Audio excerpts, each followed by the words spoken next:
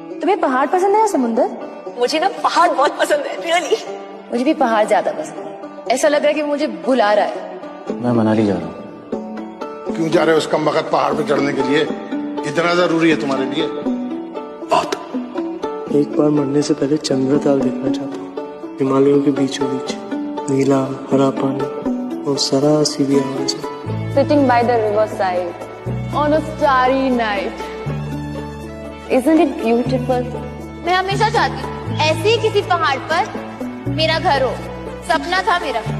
चल कहाँ? चलो भाग जाते हैं, कट लेते हैं यहाँ से और एक ब्यूटीफुल सा घर बनाते हैं किसी पहाड़ पर। इन पहाड़ों पे दो किस्म के लोग आते हैं, एक जो खुद की तलाश में है और दूसरे जिन्हें उसकी तलाश है। वहां उस पहाड़ की हवा में एक नशा सा था और वो नशा इश्क था।